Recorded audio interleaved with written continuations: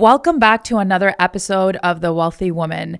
Today we have a very special guest, a guest that just came off stage in the last 2 days running a crazy, dynamic Run the World Summit. She is an expert at what she does, but I want to give you guys an official and formal intro. So let's start with who Gazzy is. Gazzy started her career in politics at 16. She managed high-profile events and social media campaigns for Canada's top leaders. And then she transitioned from political arenas to entrepreneurial ventures. Gazzy has dedicated herself to coaching hundreds of business leaders across various industries, everything from tech, finance, healthcare, helping them build an authentic and profitable business. Gazzy specializes in aligning marketing and sales through her revenue bridge method, which I'm so looking forward to getting into. Basically turning visibility into profitability. Beyond her consultancy, Gazzy also serves as the project manager for Run the World, driving initiatives that empower women entrepreneurs through strategic partnerships and collaborations. In this episode, we're delving into Gazzy's unique approach to integrating marketing with sales, which is always an area I think every entrepreneur can use help with, her insights on building an authentic personal and business brand, and aligning her strategies for sustainable business growth. So let's get right into it. Gazzy, welcome to the Wellthy Woman Podcast. I'm so happy to be here. Thank you. So first of all, what's your energy like? What vibe are you in? What chapter of life are you in? And how are you? I'm buzzing right now. I feel like even though I'm sitting in a still space, the energy around me is buzzing, being in front of you, being in the space. Even the name of the podcast, The Wellthy Woman, like it excites me that women are having these sorts of conversations, and I'm grateful to be here. I think when you ask the season of business that I'm in, I think I'm in expansion. I'm in full force expansion. I see that. Yeah, I'm in expansion. I saw it on stage. Yeah, I have so much energy and so many great ideas, and it's the season of just getting shit done and expanding for me. So are you in like business mode right now? And on the personal front, are you also in the same chapter, or are you a little bit more slower? Like where does that bridge tie in? So in business mode right now, I'm in expansion from a team's perspective. In the last few months, I've hired more people than I ever have before, trying to build more departments to the business, really getting clear on what's my zone of genius and how do I buy back my time. And so I've built different departments for the consultancy firm and really trying to just like delegate everything that is not my zone of genius. So that's kind of the season of business, but personal, totally different season. I'm moving homes. Oh. And I think we'll talk a little bit about this today. I bought a pre-construction property 5 years ago. It's going to be ready in July. So we're selling our home and moving into this new property. So from a personal side, my life is a fucking mess. I love the authenticity there because when I first started the podcast, I was like, of course I'm going to interview successful women. But one of the questions I want to ask right off the bat is like, what is something that is a mess in your life that you're struggling with and that you're actively working on? So let's start there since you brought it up. Yeah, I mean, my house looks clean because there's showings happening at like every few days. There's people coming in. It's the cleanest my house has been, but it's really a chapter of, I feel, letting go of the past and starting a new chapter.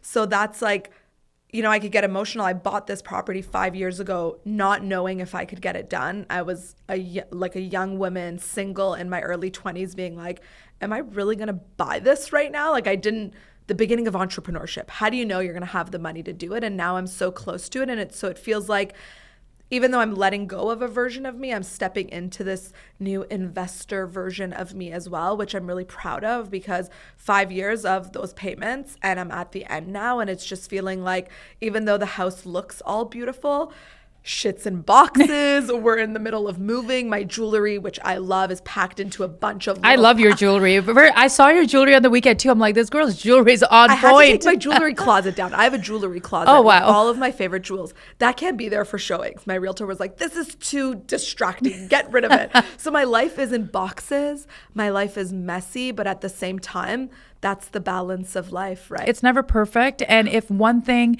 is at the extreme, the other thing is on the back burner. I was listening to a podcast and I don't remember who the person was that was speaking, but it was so powerful. And she was saying, I come here and I'm so successful and my business is, millions and millions of dollars. But in order to get there, my personal life, not being home with the kids and not having a family routine is what's suffering. So if any woman thinks she can have it all at the same time, time, it's not true.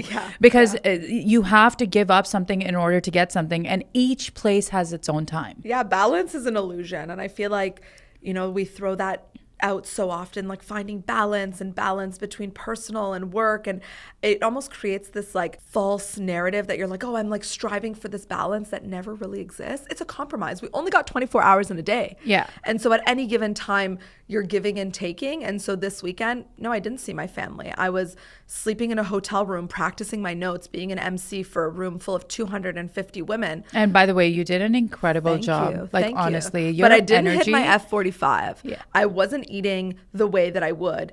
My friends were feeding me backstage right before Chick-fil-A. Chick-fil-A backstage, like chowing down food before I hit the stage. So you're right, like something has to give. And so sometimes family gives, sometimes business gives. And it's just finding that flow. I wouldn't use the word balance. It's like this flow of just like every week can sometimes look different and different seasons look different too. Yeah. So between your personal life and business life, what is something that you're actively working on? What's the gap you're trying to bridge on a personal level? Discipline to get my ass to the gym.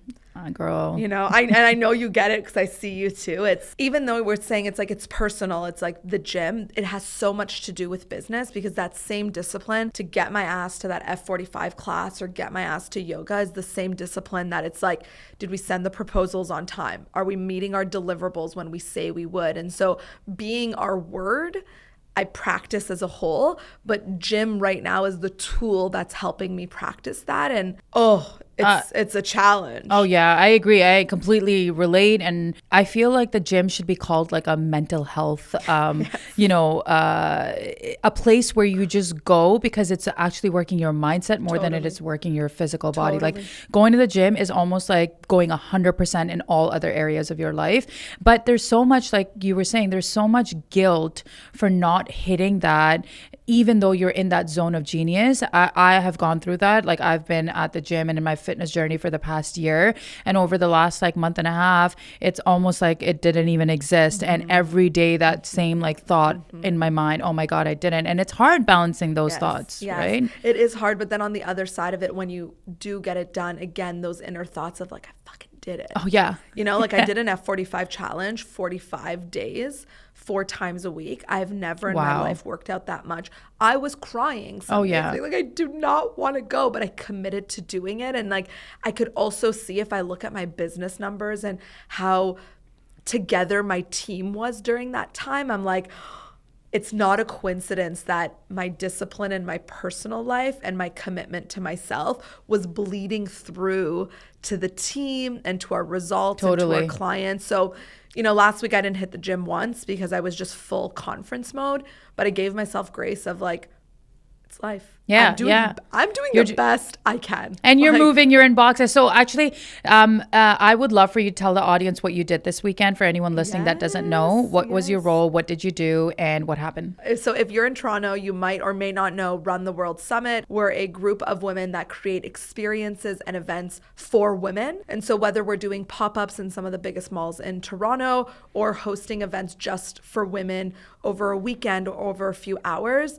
I get the honor of being the project manager and helping the 3 women that I work with bring their vision to life. And over the last few months, we've been working on this conference called the Money Move Summit. 2 days all around the topic of money. And, you know, being a child of immigrants, not growing up rich, it felt so powerful for me to see 250 women come together to talk about, honestly, like, I've got goosebumps. I don't take that lightly, even thinking right before hitting the stage, like we've created an environment for women to feel safe to talk about money, to get real tools to talk about money, to talk about real estate, investing, financial failure, lines of credits, debt, like the whole journey of money, really creating that. Oh my goodness. It was almost a year worth of organizing for this event, and then you see it all come to life, and you know, the people coming to tell you, oh my God, this weekend it's going to be in my books for life. Like, what an honor. So I was the MC of the event.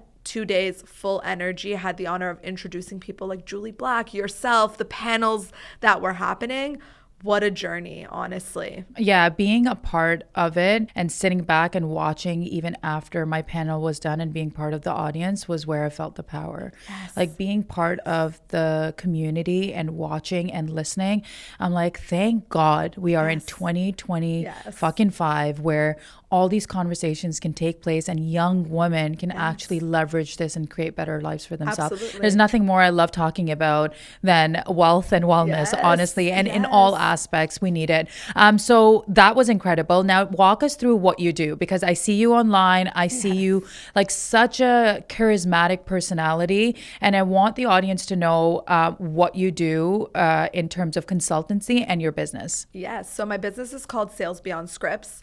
I would say our uniqueness is that we bridge the gap between marketing and sales. So you meet a lot of people who are excellent marketers, and then you'll meet a lot of people who are amazing sales reps.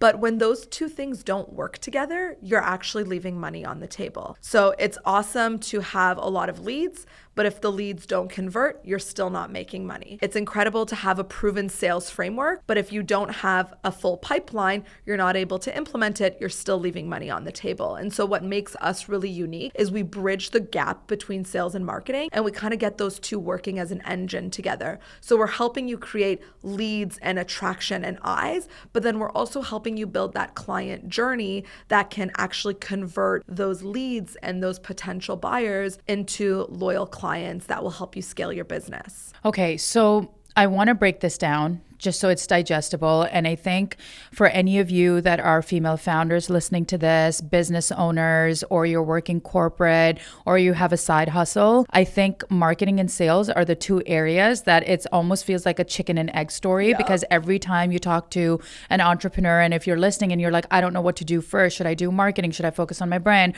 Or should I actually go cold call and build my business? And I have done it both ways, being an entrepreneur in my early ages. And it's still one of those things where it's like, how do you align the two together? So what kind of clients do you work with? I want to get an idea of like who can actually use, I think everyone can use the services, but in general, like who would be the ideal clients listening onto this where they feel like this would be helpful to their business, and who do you work with? I find that such a hard question to ask, because I know like most marketers out there are telling you to niche down, like work with one specific person, one industry, and we don't do that. We serve such a wide range of businesses, from real estate builders to pelvic floor clinics to personal brands to coaches to people in the financial space.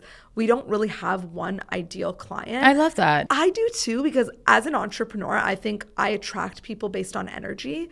And so I typically work with female founders that have an incredible story or a burning mission to do something, because that aligns with who I am and what I want to do. But it's not exclusive to that. And so we really just work with cool people, honestly. I love that. Like, when people are like, am I cool enough? Can I work with you? When people are like, who do you serve? I'm like, does cool entrepreneurs count? Like, I think it cool does, businesses. because it's also, I feel like there's a lot of ideas, and to birth that idea with the right people at an early stage can get you so much further ahead. I have a question. So what do you think most people get wrong when it comes to marketing and sales? Is that they see them as two separate things. So they see their personal brand or their content or their social media as something completely separate from the sales. And so they're either doing one or the other, or they're doing both of them, but they don't talk to each other. So true. How do you make the two talk? We make them talk. We get everybody around the circle and we come together to realize, how can we bring them together? How can we bridge the gap between the two? Sometimes when I work with bigger corporate teams, that might be actually bringing both departments into a room for once. Sometimes marketing works on one end of the floor and sales works on the different end of the floor, and they don't actually talk to each other. I've experienced that, actually. I've experienced that as well. I go into a business and they have no idea what marketing is doing. Or they're talking, sales is doing their own thing and they're not giving feedback to the marketing team of what they're hearing on the calls. And so our messaging and our conversations aren't a fluid journey, and they're separate, almost like silos. They're different departments. And so by bringing them together, we're starting to see the business as more of like a holistic way. It's not this versus this. It's both of them working together that brings the revenue. Yeah, absolutely. I was going to say, from your experience working with clients, and if someone was listening, what are some of the foundational pieces when it comes to building a personal or business brand? So let's say someone's got an idea right now, or they've been working on it very silently, but they want to take it to the next level. Where, like, let's rewind back to how we should be starting and looking at marketing and sales, and what should we be putting in place as foundational pillars. Yeah, you talked about the chicken and the egg, right? Like what comes first. Even though they happen at the same time, you need to focus first on marketing. So thanks for answering that question. Yeah, like you need to have some sort of lead gen strategy, whether that is showing up and creating content, hosting webinars, hosting events. You need to have something that brings people in. Okay, so let's get into that. Yes. So I'm an entrepreneur. I have a vision. I have an idea. I come to you, or I want to start with marketing. What are the steps that I should be taking? For example, should I be creating content first? Yes. And if so, what type of content should I be creating? Should I be creating a sales funnel or a lead magnet? What are sales funnel? What are lead magnets? So let's dissect that. I think it depends on the person.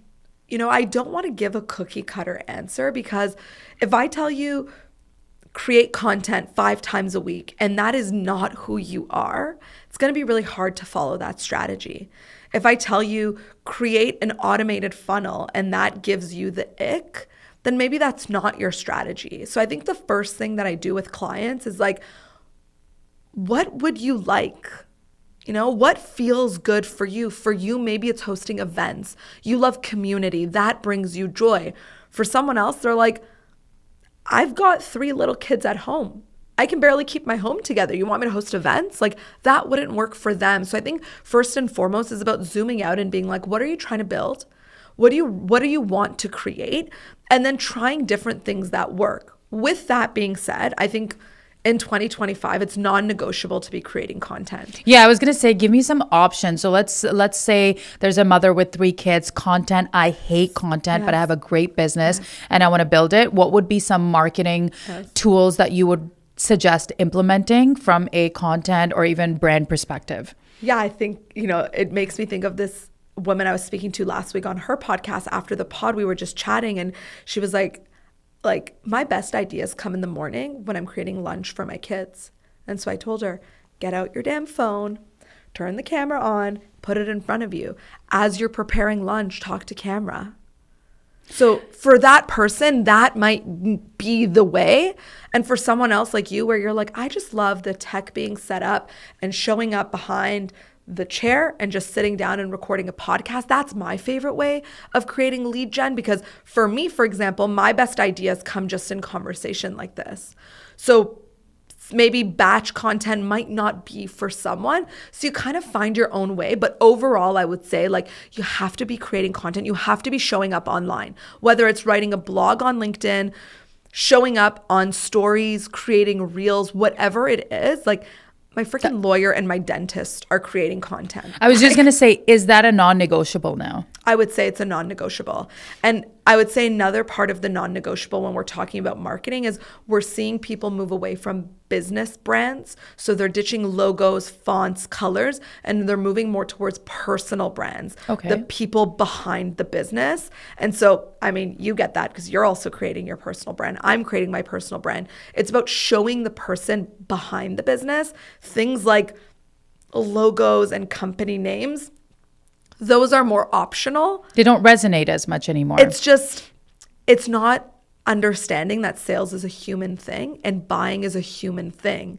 And so the way to build that is by showing the human behind the business. And that, I would say, is a non-negotiable that is newer for people, because they're like, I just want to talk about the business and what we do, but sometimes just talking about your dog, your cat, your jewelry, your wellness journey, those more human things are actually what builds that community and allows people to connect with you on a deeper basis, which then also turns into sales. Yeah, I was just going to say storytelling is like the new sales, correct? How does someone share and tell a story if they don't know how? What would be some things that they can do? Just start sharing. Okay. I think like I even know experts that are storytelling experts or people that help you craft your story. And that's all incredible. But if you're just getting started or you're giving this whole personal brand thing a try, you just start messy, start sharing. I love that. Great what advice. Brought you here? What's the journey? What's on your heart that you want to talk about? With storytelling, I would say authenticity matters more than strategy. Like, yes, I've also worked with experts that have helped me craft my story. So when I speak on stage, I can share my journey from politics to entrepreneurship a little bit more eloquently, if I can say. But you don't need that at the beginning. Put the camera up and share the story. Where were you when you got started? Where are you now? What helped you? What's the journey? And that authentic, raw storytelling tends to be what actually works most over, you know, this whole curated strategy of the perfect storytelling framework or formula. People see through that shit these days. It's overdone now. I was just going to say, I think it's so, you know, for someone like you and I that are in the business, that content comes second nature. But when you zoom out and talk to people that are just getting started or that are not content people or not online, it's a very scary and intimidating place to start, especially when you've got the fear of, there's so many people that watch me that are my family and friends, and now all of a sudden I'm like this influencer personality or a personal brand. So talk to me about what building a personal brand should be like. And you talked about the foundational piece, but what else goes into building a personal brand and why? I think the biggest thing that goes into building a personal brand is letting go of the fear of showing up. When I talk to entrepreneurs, or even if I'm being honest with myself about it, the biggest part is that vulnerability to share the realness, the rawness of what's really, really going on. That's the hardest part. That's like, we have this fear of being seen and not looking good enough or sounding good enough. And that's when I work with women, that's the biggest thing that we have to overcome. So is it the looking and the sounding and the vulnerability? Yeah, really. I mean, I remember for myself, like feeling I couldn't show up until I had makeup on. Something so silly. But that stopped me. So I would only show up on stories if I had done my makeup. That was back in like 2019 when I was just starting to create content. So like I had to get over that. Then it was like sharing the truths of like, holy shit, my mom follows me on Instagram. Am I really going to share the fact that like I was a people pleaser and I only went into that role because I wanted to please my parents? So they're going to see that online. My old political friends, they're going to see me talking about the burnout and the lack of motivation and what I was really feeling. Like, what would they think of me? That was like so top of mind for me of, what are they going to think of me? What if I'm not good enough? Comparing myself to others. And so it was really in letting go of that stuff and just allowing myself to show up messy, share the truth and the rawness of what it was like building a brand from scratch. That's the not sexy stuff. And that's the stuff people really enjoy watching. And I love that you said that, just start messy. Yeah. And I think people complicate building a personal brand or sharing that they got to say a certain thing. But even as simple as like sharing a picture or a story of what you're cooking at home to what you're eating to like hitting the gym, it's just allowing your audience to see who you are. Absolutely. Right? And I think that's it. Show them who you are. It's because when people know who you are, then they can trust you. I mean, think of it. Have you ever gone to a page and decided to work with someone or hire someone that had absolutely no pictures of themselves, no videos of their life? You don't know who they are. And so when I say business brands are out, Canva documents and perfect slideshows and fonts and aesthetic, that's out. That's 2020. In 2025, it's all about the authenticity and your personal brand. And the more you share yourself, the more you can build trust.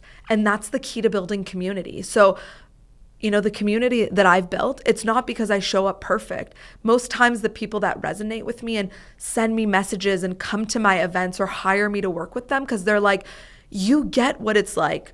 I know you've been through it because I've shown that I've been through it. And so while we think we have to look perfect because that's what gets people to trust us or pay us, it's actually the opposite. It's that raw authenticity of like, I missed one of my condo payments, $30,000. I missed one of those payments. I shared that on social media.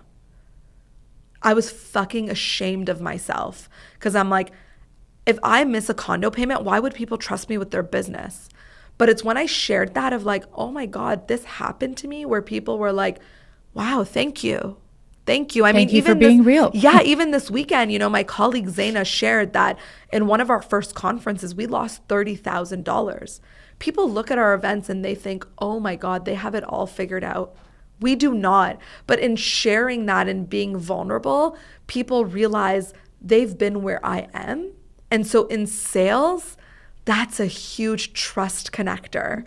And that's why showing that authenticity, it's actually so good for your business. Yeah, I was just going to say we have moved away from curated, perfect looking people and things and feeds. And we moved more over to raw and real, which is a space I really enjoy being online with, actually. And I was listening to a podcast that was sharing what's coming up in marketing next, right? Yes. And they were talking about like the boom of small niched, not just creators, business owners, personal brand, is what a lot of bigger businesses are doing. So I don't know if you heard, but like even a big company, let's say like Air Transat, is now niching down to multiple different accounts, trying to create a community niche specifically for a certain type of product in your business. So even if you are a product-based business, you can build multiple communities. And I think seeing someone that is a smaller creator, and I'm talking about as small as like 1,000 to 2,000 followers up to like 15, 20, 30,000, that's where you automatically have trust with them versus someone that is huge and big. And, you're kind of looking at them and saying, I want to be like that. There's not much going on there. Am I right to say that? And what trends are you seeing? I'm seeing that 100%. I'm also seeing that bigger companies are changing how they use their budget. And so things like really beautifully curated campaigns are not happening anymore. They're actually putting budgets to things like UGC content creators, right? So like user generated content where they're asking people to just record with an iPhone. And so we're seeing bigger corporate companies making that shift. As entrepreneurs, sometimes we think it's like we want that high level production. That actually makes you more out of touch. And so the more organic and raw and authentic the content, the better the metrics are showing. And so we're seeing that all throughout, from big companies to smaller brands, is the more real it feels and the more almost messy. Like, I'm sure you've seen this. There is a trend where the content that has like a shaky phone at the beginning performs best. Feels real. It feels real. You're just setting up your phone. It's a bit shaky right before you go live. That feels real. And so creators are actually getting that shaky feel to it, where we're thinking, it has to be perfect, and not. People want to buy from people. And so the more real we can make the content feel, the approach feel, the messaging feel, the more it lands with the users and the people that are watching the content, which actually we can see through the sales pipeline really helps us with the conversion part as well. Okay. I do want to get into the sales part of this podcast, but I just wanted to reiterate. Okay, so I'm a new business owner. I'm starting to build a personal brand. Go out there, share online, share authentically, and start with marketing and personal branding first. Now, tie this into where sales process comes in and what should we be starting with? If we're doing the marketing right, what we're going to see is some level of engagement, whether that be comments, DMs, replies on a post, responses to emails. There will be some level of, let's call it, engagement. We are then, as business owners, to take that engagement and move it through a process that will move into sales, where we can actually have what I like to call buying conversations. So it's not just about being like, hey, I love your outfit. That's not a sales conversation. A sales conversation is about qualifying, about asking the right questions, and the conversation actually being about the product or the service that we're talking about. And so when we bridge that gap, it's about taking that level of engagement and moving them through an authentic sales journey. So I'm not talking about like just email blasts and cold DMs and calls of like, hey, last chance to buy. Like, that's the outdated method of sales. We're talking about real relationships with real authentic conversations. And so we have to create a process that takes that level of engagement and moves people through a process where we're going from lead, new to my universe, to talking about our service, our product, and then that being where the conversion to sales actually happens. I was just going to say sometimes it's an overwhelm when you start sharing content. People start DMing you, messaging you, you're getting traction, but you don't know where to take them. So what would you suggest setting up as your sales process? Walk me through what a primary setup should look like going from marketing to sales. Again, depends on the person and the industry, because a dentist can have a different sales process than myself or than yourself. If you love chatting in the DMs, that might be the right process. I love chatting in the DMs. So a lot of my pre-qualifying questions and conversations happen in the DMs. I know there are tools to use to automate that stuff. And I've been seeing a tool called ManyChats, for those of you that don't know, in the DMs, where you type something and you automatically get a prompt. Do you like that or not? I like, in an ideal world, I think we want to utilize the automations that we're, being exposed to in 2025. But I also love more of a human aspect to it as well. And so when I create a sales process, I actually like to create a flow and a balance of both, because let's be real, you're not going to have time to talk to everybody. And so there's certain things that I would automate and there's certain things that I wouldn't automate. For example, maybe the workflow in the emails I would automate. Maybe the first few questions in a ManyChat I would automate, but I also love that human aspect. And I think the person on the other side also loves the human aspect.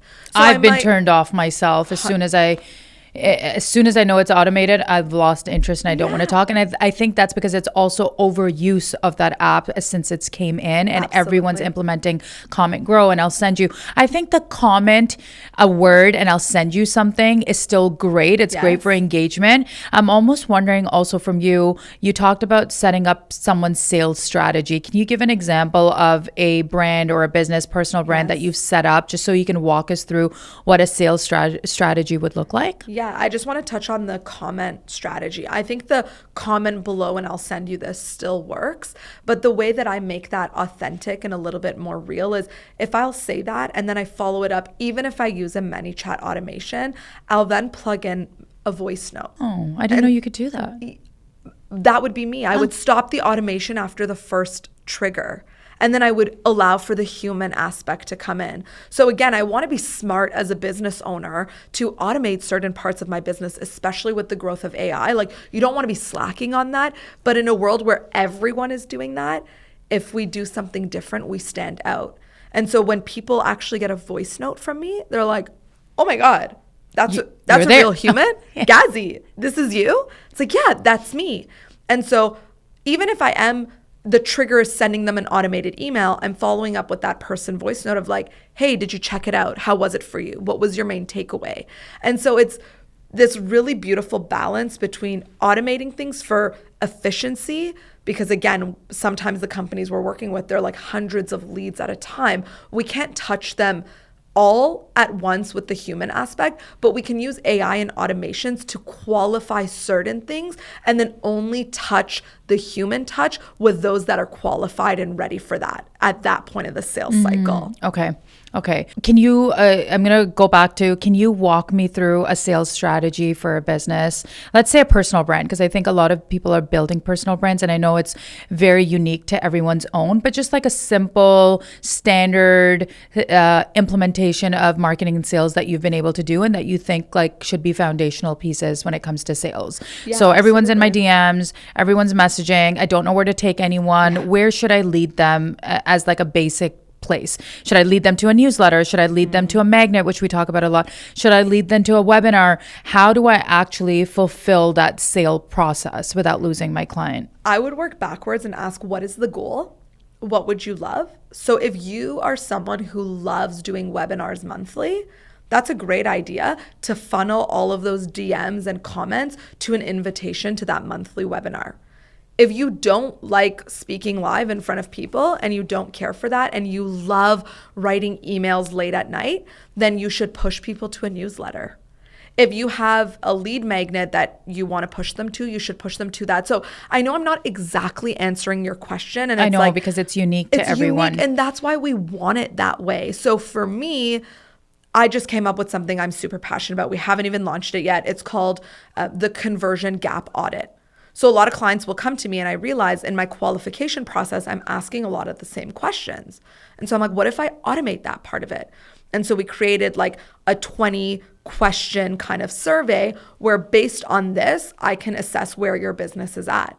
So I'm always pulling people to one thing so I can collect data, collect emails, and start to build a community. And at any point have a bucket of interested leads for my business. Yeah, even that process, right? I think sometimes when you are the creator, you forget that that's what you need to create. So I think even that is a foundational piece, kind of thinking about like what is the qualification and then where to take them. Yeah. So I think sometimes we miss the qualification. How should we be qualifying someone? Yes. Can we set up a form? Should we be answering them in the DMs? Yes. Should we, again, lead them somewhere? What have you found that's worked? Depends on how many leads you have coming through a day and the size of your business. Okay. Because if you're a one-person show, you could do the DMs, and I've sold thousands through the DMs just with a few basic questions. I personally have seen people sell the whole sales process through the DM, and I've seen some businesses qualify through DM and then push it to a sales call. That also works. I've seen people qualify in the DMs with a setter, if you have that in your team, like someone who can help you kind of clean up and work through the leads. Because if you have, let's say, a Facebook ad going and you're getting 100 DMs a day, you're probably not going to be able to touch those on your own. So again, it's so specific. But if you have a team versus what platform you prefer, it looks different. For a while, I would always just do book a call. That's what I love, because I love talking to people. And I feel like once somebody talks to me and I talk to them, instantly we'll know if we're a right fit to work together or not. Yeah, I like that. But that worked at some part of my journey. And then at some point I realized it's not working anymore because I don't have enough hours in the day to get on all of those calls with people. And so then I was like, okay, now it's time to switch. Now I have a form on my website which has all of the questions that I need to know before that call. So as an independent personal brand owner and business owner, you are leading them to fill out a questionnaire that helps you qualify whether they're ready for the next step or not. Yeah, absolutely. Okay, I like that. And the questions, again, those same questions could be asked in the DMs, but they could also happen through a form. The reason why I like a form is then it's getting saved in my CRM somewhere. Again, in business, data collection is everything. Because if you have a community, but you don't actually have their phone numbers or their emails, you have no way of selling to them. You have no way of inviting them to things. And so whatever that process is, I've seen people take info from the DMs and then transfer it into a CRM if they have team capacity. But if you don't have team capacity, like I use Wix, a simple Wix form plugs everything in. And so at any given time, if I go to my submissions, I have a bucket of leads that I can go back to at any time. And so the questions that I'm asking are very specific, because the more I know about the business, I'm not going to waste their time. They're not going to waste my time. Like, what's your budget to work with us? Where are you at in your stage of business? How much are you already spending on sales and marketing? What have you tried? Has it worked? Has it not? And so by answering all of those questions, I'm learning more about the clients that we're attracting, but then also by the time we get on a call, I know how I can best serve them.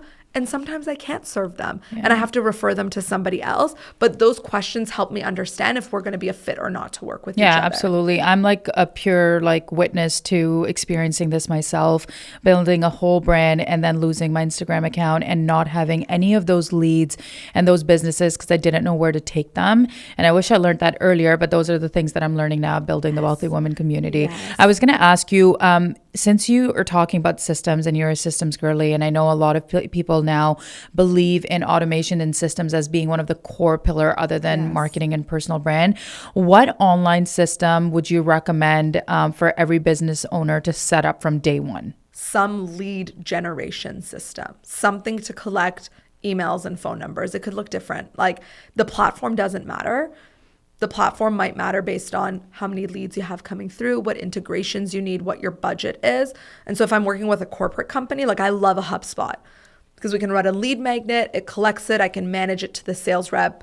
But if, again, you're a one-person show, maybe something like a Wix is better. I've also even used Excel spreadsheets. So it doesn't really matter what you use, but you want to make sure when you're looking at your business, you have an ongoing system that gets people's information and then nurtures them in some way. Okay, so wait. So for example, then it would be that first thing you should have is some sort of link tree or bio that people can see your services. When they click on something, it should then be going into some sort of fillable Excel sheet, PDF, something. Yeah. And then from there, you should have email marketing set up. Yeah. Is that sort of like the process? It could be email marketing. It could be text marketing.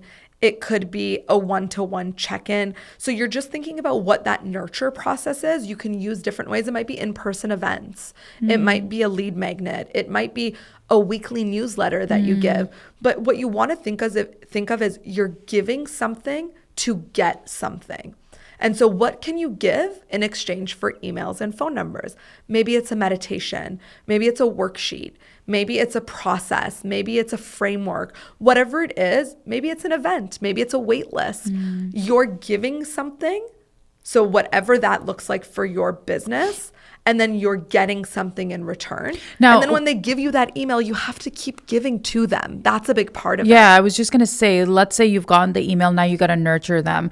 What would you recommend to nurture? And I know you talked about events and whatnot, but I know email marketing is somewhat like one of the first sort of touch points to set up, but also inundated with inbox overload of just spam of buy this, buy that. How would you set up a nice, polite email marketing? And what would you recommend, especially for someone that's like, I don't even have a huge list. I just started my business. I'm just starting to collect email addresses. Where would you recommend them to start? I'm also just starting to collect email addresses, to be fair. So I'm just sharing that to say, I love that. If you haven't done it, it's not too late to start. For a while, I had a really awesome Facebook community.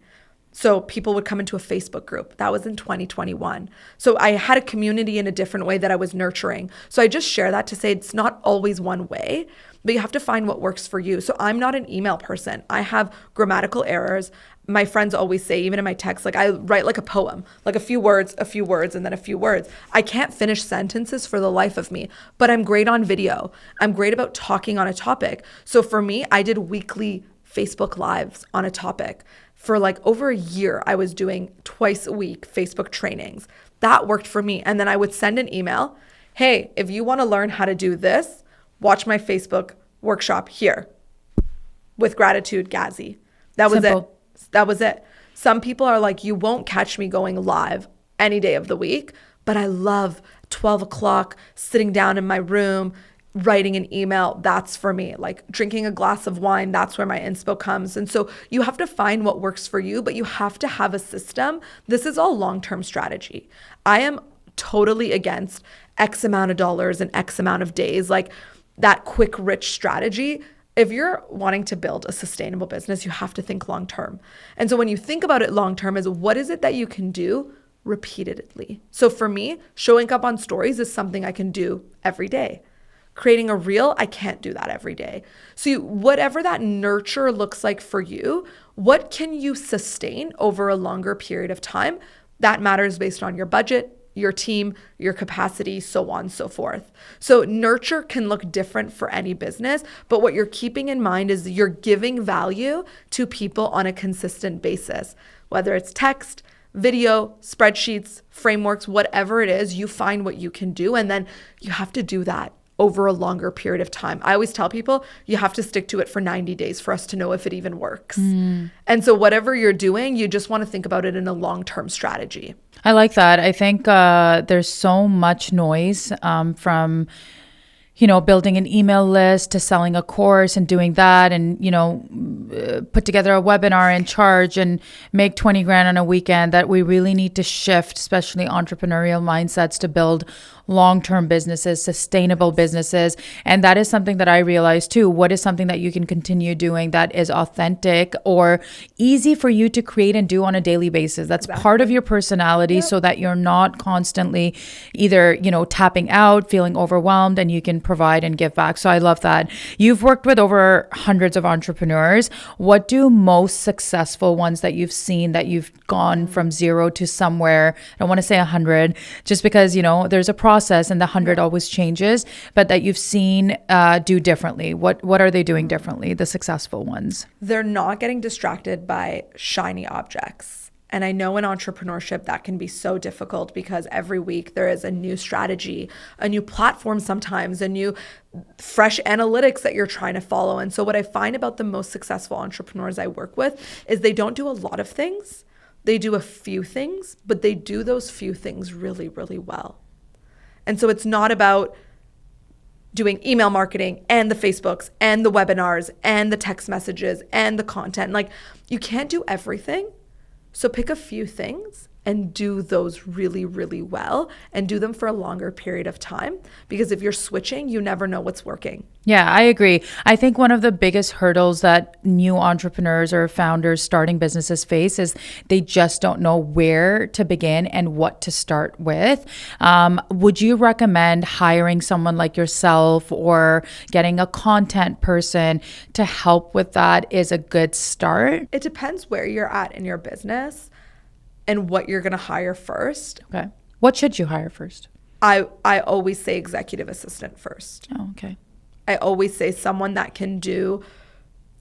So I study with somebody named Dan Martell. He has a book called Buy Back Your Time. Mm-hmm. There's actually a formula that you can go through to realize how much your hourly pay is. And then anything that is significantly lower than that, you have to delegate. So any task that is like under $30 to $40 for me, I don't do.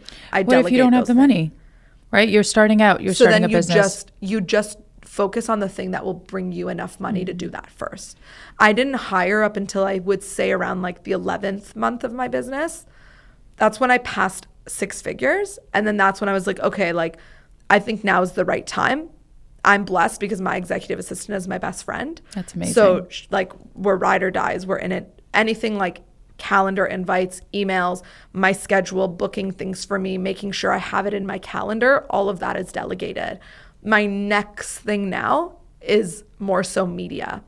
And so you will know, it also depends on what drains you most and what fills you most. So if you love doing something, then continue doing that thing. If you really dislike something, then I would try and start to delegate that as well. At some point, media and content is almost always the second or third thing that you should be delegating, especially because of the amount that you need to be producing.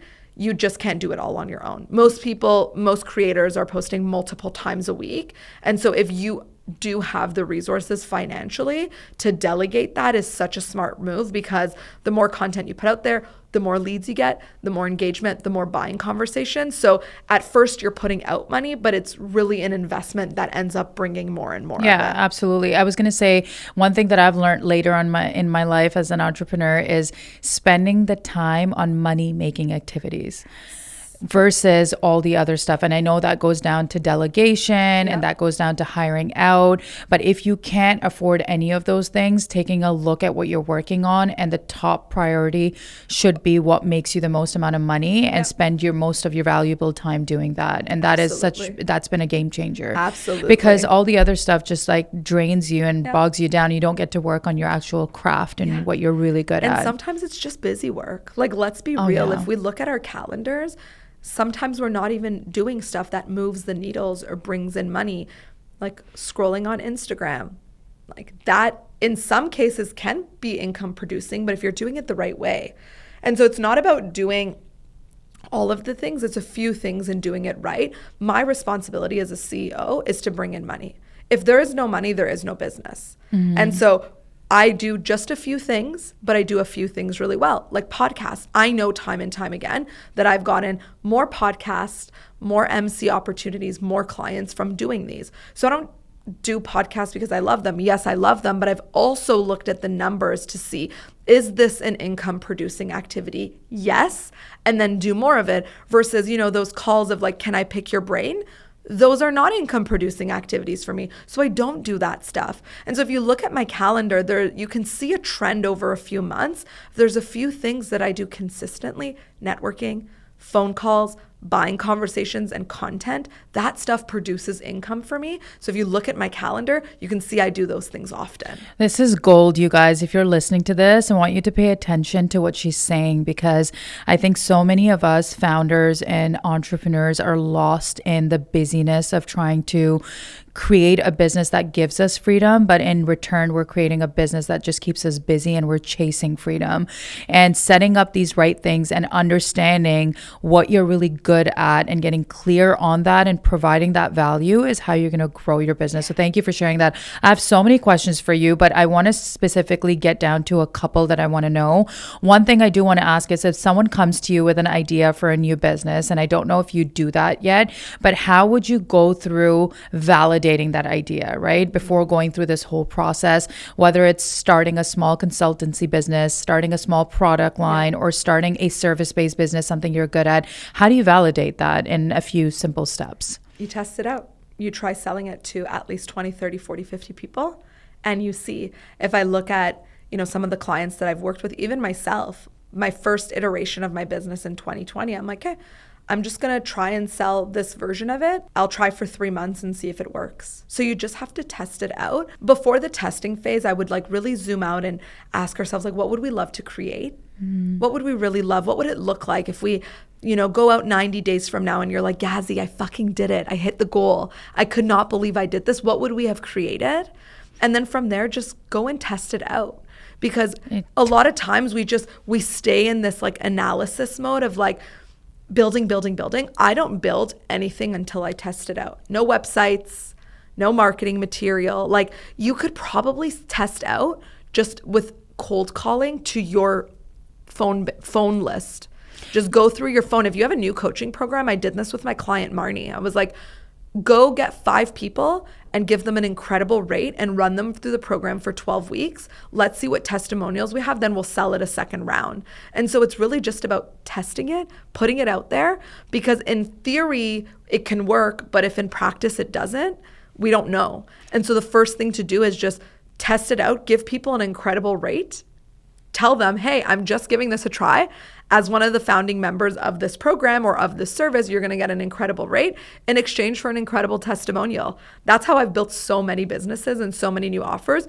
Test it out, see if it works. If it works, do it again. If it doesn't work, how can we pivot and make it work? I love that. And I was going to say, I also know a few people that have literally launched something on stories as something, a program or service, without having anything at all. And they only cultivate and bring that up after they've gotten interest or whatnot. Absolutely. So it's as simple as that, because you can put together this entire marketing strategy and spend money putting together the whole program, when in reality, you might not even have anyone that wants that, but they want a different version of that. So I think that's really important.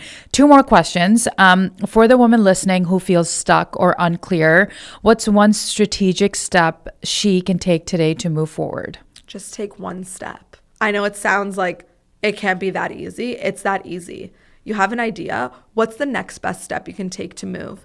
The reality is, confidence and momentum happens after you take the first step.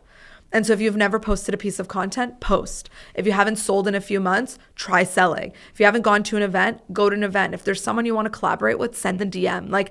You just got to take the first step. And when you do, there's so much momentum that gets built. And oftentimes we just need momentum. But We're waiting. We're like, we're waiting for momentum. We're waiting for action. But you have to take that first step. And so just think about it. What is one thing you can do in your business that if you did that thing today or for the next week or for the next 2 weeks, it would bring you results? Just do the damn thing. Great advice. We often just don't take the step. So take that first step, ladies. I like to end every podcast episode with asking our women that come on, what is your version of a wealthy life? Take your time. Doing what I want, when I want, how I want with whoever I want. I love that. That's freedom for me. Yeah, absolutely. Where can listeners connect with you, Gazzy, learn from you, and work with you? Best way to hang out with me is on Instagram at Authentic Gazzy. I create content on stories all the time, chats in the DM. That's the best way to connect with me and hang out with me. If you want to see a more professional side of me, you find me on LinkedIn, you find me on Google, takes you to the website. But if you really want to hang out, the best place to find me is on Instagram. Okay. And if someone wants to work with you, what should they do? Hit me up on Instagram. Okay. You'll actually see my full sales strategy in action. Amazing. Thank you so much for this incredible conversation, Gazzy. I hope you guys got some sales, some marketing, a little bit of personal branding all in one session, and you guys are ready to take that first step. Thank you for listening. Bye for now.